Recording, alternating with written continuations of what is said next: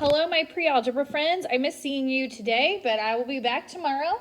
I want you to look at your formative, and I want you to go over it with me. Now, I know usually we would get our gold sheets out and all that. We don't need to do that today since I'm not here.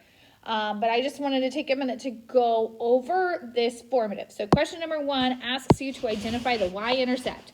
The y-intercept is here at A, which is at the point 0, 0. And what that tells you about this story is that Jason starts off at home. We can see that in the story right here. Jason rode his bike from his house to Bob's house. So this point right here means that he's starting at his home. So then the next question said, when are the intervals at a constant rate of 0? So what that means, what you really want to look for is a horizontal line. You want to look for where the distance is not changing. So the distance is not changing from C and E. And that means that Jason is stopped. So he stopped on his way to chat with Ryan, and then he also stopped when he was playing at his friend's house for a little while. So that's what it means for a constant rate of 0. It means you're not increasing, you're not decreasing, you have a rate of 0, and that happens on those horizontal lines. The next question asks you to tell me what G means. G is when Jason gets back home. So you'll notice that his distance from home right here is 0, which means he is back home.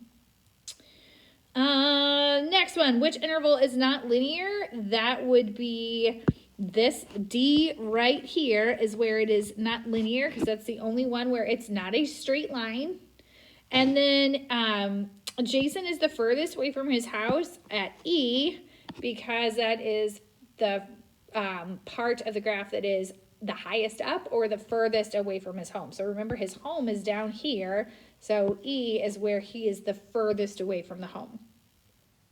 So the level 3 question was kind of tricky because, one, you had to draw the graph yourself, and this time I asked you to to draw a graph of speed. Now, if you drew something, so a lot of you, let me show you what you drew. Some of you had a graph that looked like this, and that would be perfect if I asked you for a distance graph. But I asked you for a speed graph. So at the beginning of this graph here, okay, we've got some speed, and then she starts jogging a little faster, so her speed is faster, it's higher up, it's increasing.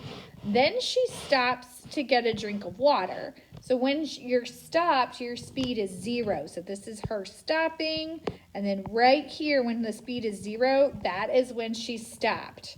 And then after she's done getting her drink, she has her speed go back up to the original speed that she was at. So it should have looked like that. If you got a level 2.5 and you drew something like this graph over here, that means you need to pay attention to whether you are asked to draw a distance graph or a speed graph. So today you're going to have the opportunity to work on your review. The answer key is posted to Schoology, and I will be here in the morning if you need any help. So please come see me if you do. Please, friends, use this time wisely to study for your test. See you tomorrow.